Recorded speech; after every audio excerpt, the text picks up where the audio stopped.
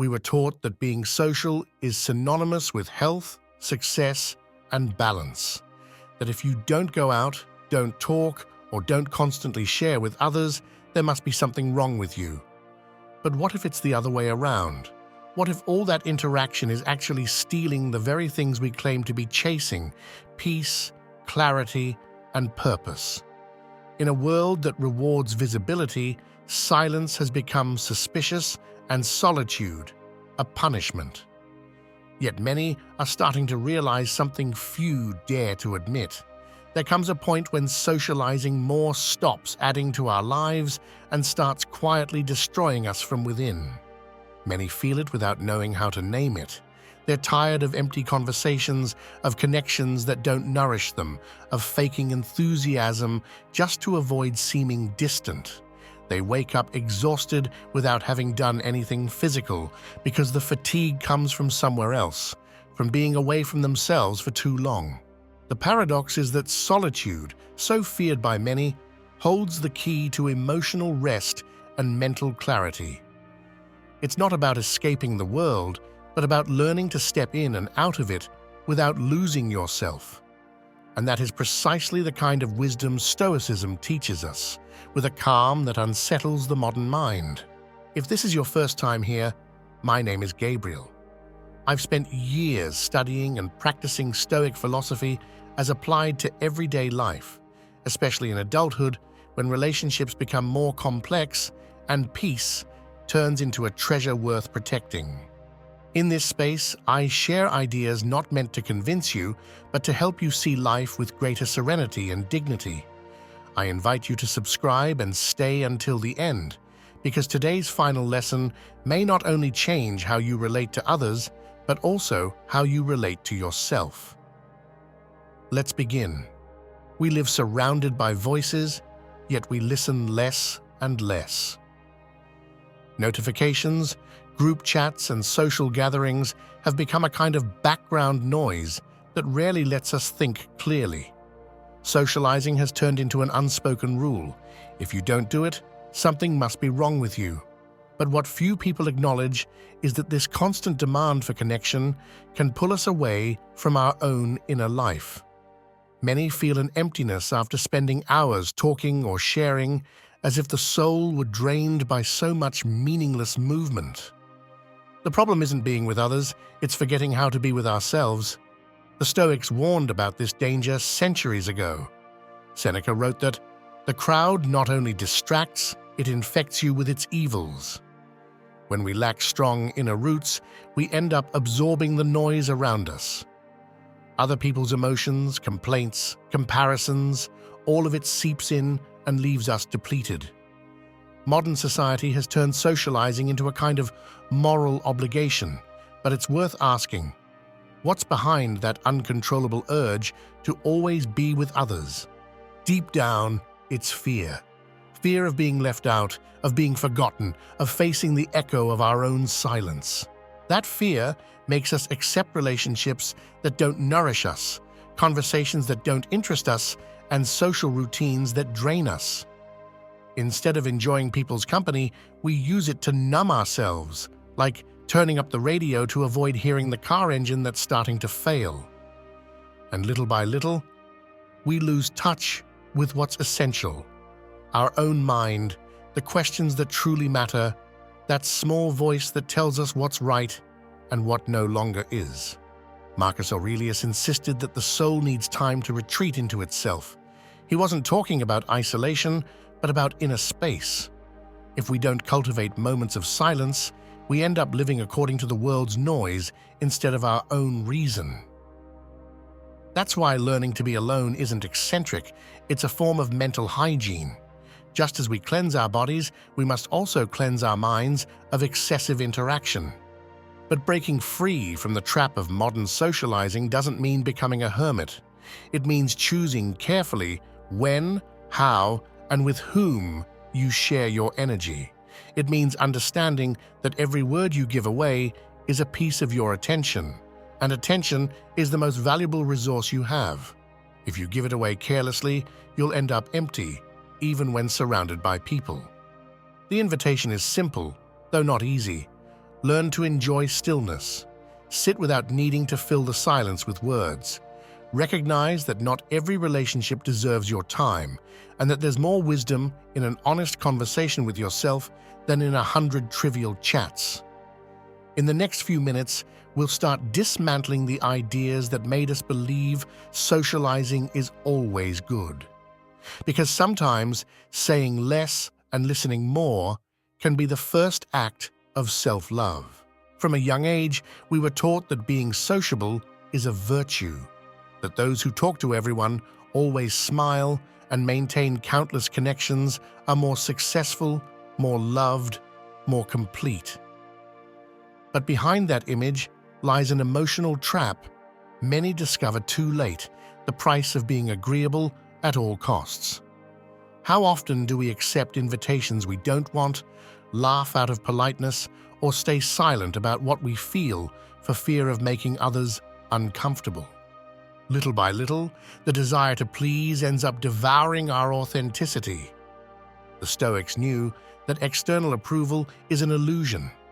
Epictetus said that whoever seeks to please everyone becomes a slave to everyone. And he wasn't just talking about fame or public recognition, but about that everyday need to fit in, to avoid standing out, to escape others' judgment. Many live like this, with a permanent smile and a silent soul. We've already seen how excessive socializing can disconnect us from ourselves, and here we uncover its deeper root, the fear of not being enough unless we're liked. Being sociable has gone from being a skill to being an obligation. People value charm over honesty, noise over depth. But when you live in constant awareness of others' opinions, your peace becomes their hostage. Every gesture is measured, every word is filtered, every emotion is suppressed. And what's left of you after so much pretending? What remains is a tired, anxious version of yourself, further and further from who you truly are. Marcus Aurelius warned, "Tranquility comes from doing what is right, not what is pleasing." In other words, self-respect is worth more than others' approval, but to reach that point, you must go through a kind of mourning, the mourning of disappointment. To stop pretending means losing certain relationships, breaking certain habits, and enduring the discomfort of rejection. Yet that discomfort is the price of emotional freedom. There's a big difference between connecting and pleasing. Connection is born from truth. Pleasing is born from fear. A genuine connection can be quiet, even uncomfortable, but it brings peace. The effort to please, on the other hand, leaves emptiness, as if you gave too much and received nothing in return. Stoicism teaches that we shouldn't seek to be liked, but to be worthy of love. That worthiness comes from character, not applause. Learning not to be the perfectly sociable person is, in fact, learning to be human. Sometimes you'll be quiet, tired, distant, and that's okay. You don't need to justify every pause or smile to maintain a bond. The most valuable relationships bloom when we stop forcing friendliness and start sharing from a place of calm. Because those who are unafraid of silence have already made peace with their inner truth. There's a deep difference between being alone and feeling alone. Being alone is a fact. Feeling alone is an interpretation. Yet in a culture that idolizes constant company, the two ideas blur until they create guilt. We're told that those who choose to spend time alone are strange, distant, or bitter. But the truth is, there are moments in life when silence isn't a punishment. It's a refuge. When solitude is understood, it stops hurting and begins to heal. Many fear being alone because they don't know what to do with their thoughts. Silence forces them to face everything they've postponed, unresolved emotions, lingering grief, uncomfortable truths. But that's exactly where its power lies. Solitude strips the ego bare and reveals what's essential. Seneca said that the wise person is self-sufficient not because they need nothing from others, but because they know how to live well with themselves, even when the world drifts away. Up to now, we've seen how excessive socializing and the need to please can disconnect us from ourselves. Now we discover that solitude, rightly understood, can reconnect us with what we had lost, our own company. Imagine a woman who, after years of caring for others, finds herself alone at home for the first time. At first, the silence feels heavy, uncomfortable. But little by little, she begins to notice details she never saw before. The sound of the wind, the smell of coffee, the calm of not having to speak. Over time, her solitude becomes a sacred space. She no longer needs to escape it. She lives within it. She learns that not being surrounded doesn't mean being empty. And that discovery, simple yet profound, is a kind of freedom. Self-love blossoms in that space. It's not narcissism or self-indulgence. It's the quiet recognition that your worth doesn't depend on external noise. To love solitude is to accept that you deserve your own time, your own attention, your own care. It's beginning to treat yourself as someone worthy of company, not as a project waiting for others' approval. Those who feel at peace in their silence can love without begging and give without losing themselves. Stoicism teaches that everything external is uncertain, but the soul can be a stable refuge if it's cultivated. And it's cultivated through small practices, leaving your phone aside for a while, walking without headphones, eating without distractions, watching the sky. It's not about isolation, it's about relearning how to exist without constant stimulation. Because when the soul calms down, solitude stops being a pit and becomes a garden. Maybe it's worth asking yourself an uncomfortable question. How long has it been since you enjoyed your own company without guilt or hurry? The answer might reveal the level of emotional dependence we've normalized. Solitude isn't the enemy, fear of facing ourselves is. When you overcome that fear, you realize you don't need much to be at peace, just silence, presence, and a bit of love for who you truly are. At this point, let me pause to say that if you're finding value in this topic, subscribe, show your support with a like, and tell me in the comments what country you're listening from. Also, share what the word solitude means to you. I read every message, and it brings me joy to see how far this community reaches. And if you'd like, share a lesson or habit that helps you enjoy your time alone. It might inspire someone who needs to hear it today. Let's continue. Not every relationship is a refuge. Some turn into a storm. There are connections that go unnoticed at first, but slowly start taking away your energy, peace, and clarity. They show up as conversations that leave you tense, encounters that make you feel small, or relationships where you always end up giving more than you receive. We learn to justify them by saying, "That's just how they are," or "I don't want any conflict," without realizing that such misplaced patience is a form of self-abandonment. Love, when it demands the sacrifice of your peace, stops being love and becomes dependence. Stoicism reminds us that we can't control others' behavior, but we can choose how much we allow it to affect us. Epictetus said that what matters is not what happens, but how we respond to it. And yet, we keep entering dynamics where we give everything, hoping the other person will change. Up to now, we've seen how solitude can be a source of strength. Now it's time to look outward and recognize that not every bond supports that growth. Some people, without conscious malice, absorb the calm of others simply because they can't sustain their own. Draining relationships aren't always obvious. Sometimes they wear the face of an adult child who demands without gratitude, a friend who only shows up to talk about themselves, or a partner who uses affection as a form of guilt. Every interaction leaves a mark. You feel more tired, less motivated, your thoughts tangled. It's not about judging, but understanding that emotional energy is a finite resource, and those who don't protect it end up empty. Marcus Aurelius advised stepping away calmly from those who disturb your inner peace, not out of disdain, but out of mutual respect. Creating distance isn't punishment, it's care.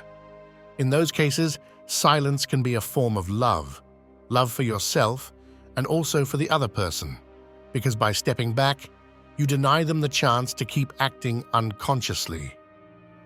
Sometimes, the greatest act of compassion is leaving quietly, letting distance speak where words no longer reach.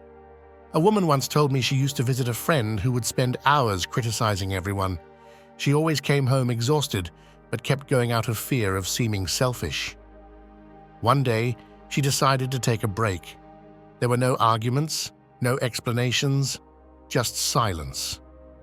Months later, she realized she hadn't lost a friend, but a burden. In that space, she recovered the energy she hadn't realized she'd been giving away. Learning to tell the difference between relationships that nourish and those that drain is an act of emotional maturity. It doesn't mean isolating yourself, it means choosing wisely. When you allow yourself to step back from what drains you, you discover that true connection doesn't require effort. It flows, it restores, it brings calm. And that calm, when it comes, feels a lot like freedom. This chapter is an invitation to look at your relationships with honesty, without guilt, without fear. Because sometimes protecting your peace doesn't mean closing doors, but simply stopping the push to keep them open. At some point in life, we all feel the need to stop. But most people don't dare to because they confuse stopping with losing. We live in a culture that equates movement with progress, noise with life, and solitude with failure. Yet the Stoic sages spoke of inner retreat as an act of wisdom, not isolation. Marcus Aurelius described it as the ability to take refuge within one's own soul, even amid the world's clamor. To withdraw voluntarily is not to flee, it is to decide not to be dragged along. Retreat can take many forms. Sometimes it means spending a day without speaking to anyone. Other times, disconnecting from social media or stepping back temporarily from a group that no longer resonates with you.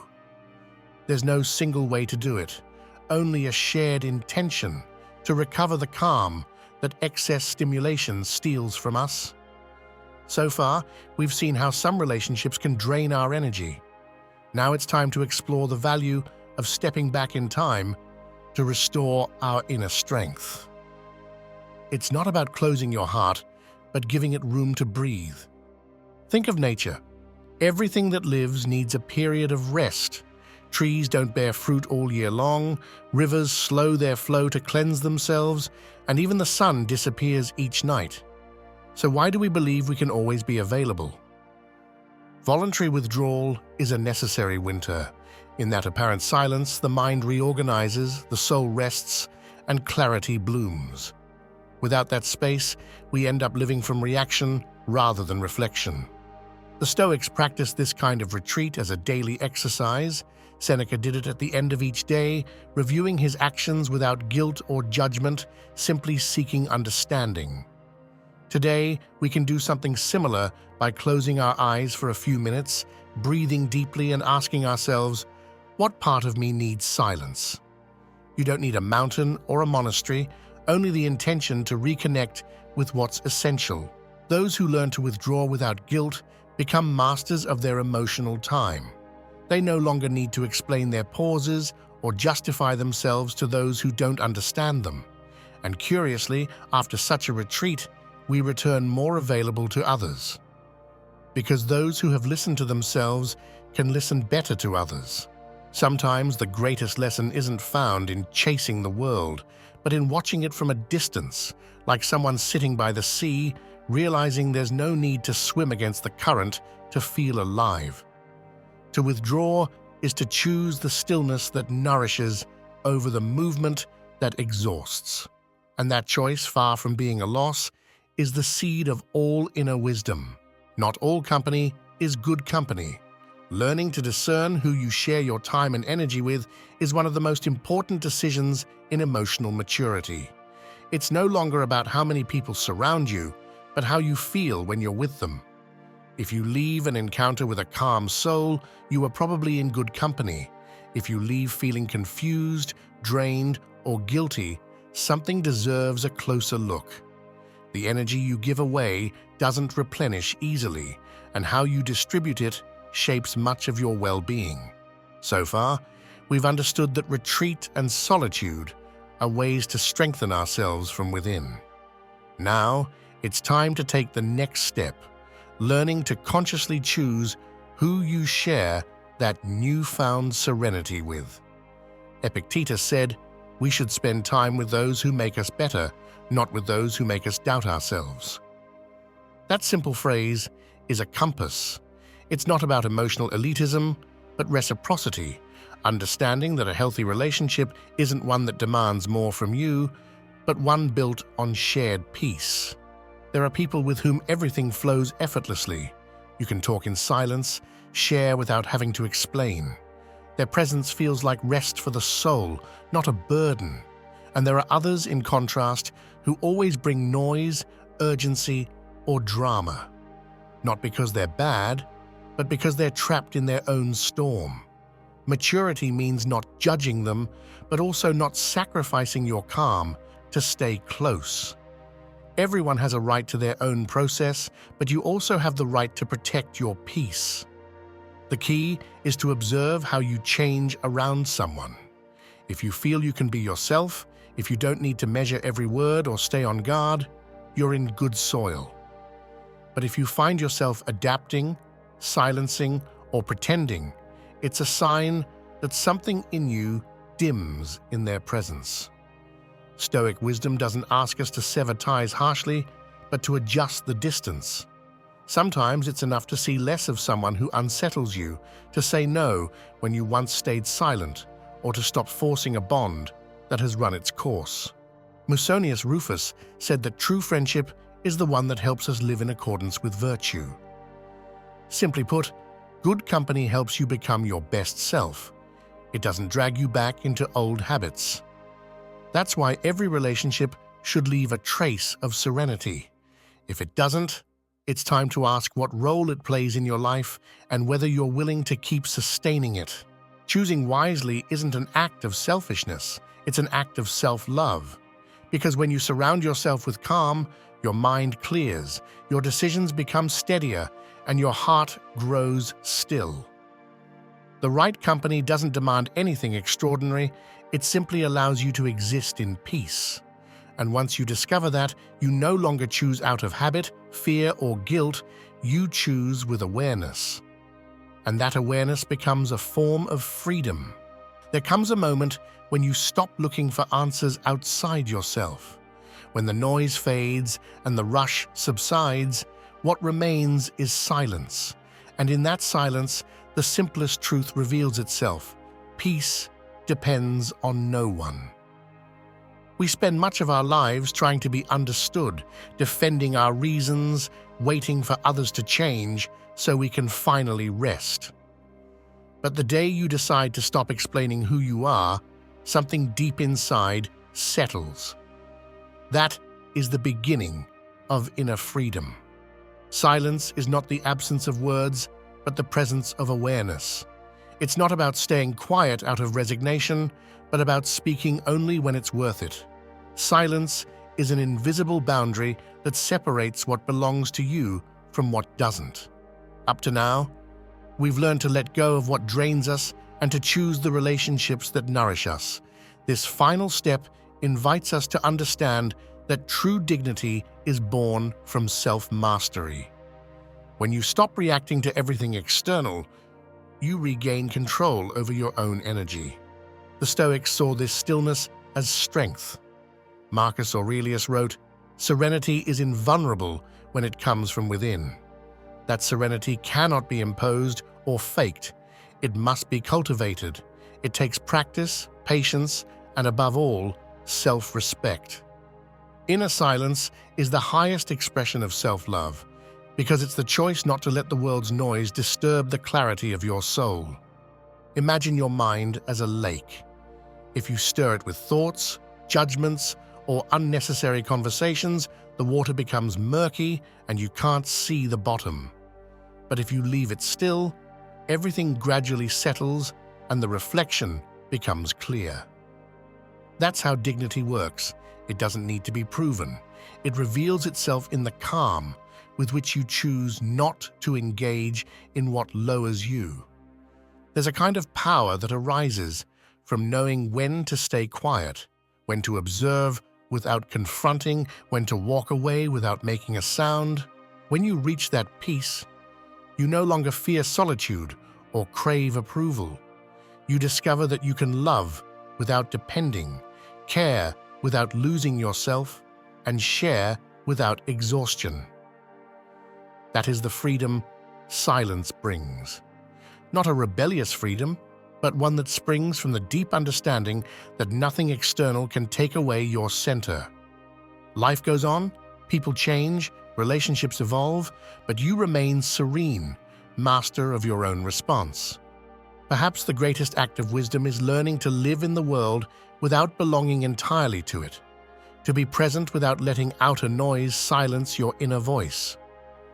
Because in the end, chosen solitude, preserved dignity, and inhabited silence are not acts of renunciation, they are triumphs, invisible triumphs that mark the boundary between merely surviving and living with purpose. And that is where true freedom begins. We've reached the end of this journey, and perhaps you've noticed that the thread connecting all these ideas isn't solitude, it's freedom. We've talked about the trap of modern socializing, the false value of always being sociable, and the restorative power of silence and inner retreat. Each of these lessons leads us to the same destination: learning to choose when to speak and when to stay silent, whom to give your time to and whom to offer distance, when to open your heart and when to protect it. Stoicism doesn't teach us to flee from the world, it teaches us to live within it with clarity and calm, without losing the dignity and serenity that are rightfully ours. Thank you for reaching this point and for joining me in this quiet conversation. Your presence, even from afar, gives meaning to this space. Every person who listens, reflects, and applies an idea to their life helps spread a more peaceful way of being. This channel exists for and because of those who choose to grow without noise, to heal without drama, and to live with awareness. For that, I sincerely thank you for being part of this community that chooses calm in a world that rewards haste. My name is Gabriel, and I dedicate this work to all those who, like you, are learning to protect their peace without needing to justify it. The purpose of what we share here is simple: to accompany you in living with dignity, serenity, and healthy boundaries, even when others don't change. Because the power to transform your life depends on no one but you. Before we say goodbye, I'd like to invite you to leave a comment sharing which country you're listening from, and to write this phrase to seal what we've learned today. My silence is also wisdom. It's a reminder that not everything must be explained or defended. Sometimes, simply remaining calm is enough to hold on to the truth. Share this with someone who might be tired of giving and in need of rediscovering the strength of inner retreat. Thank you for staying until the end and for being part of this journey of self-knowledge and serenity. Up next, you'll see 2 videos on screen. Choose one and keep deepening your path toward practical wisdom and inner peace. I'll see you in the next session with the same calm, the same respect, and the same intention to keep growing together.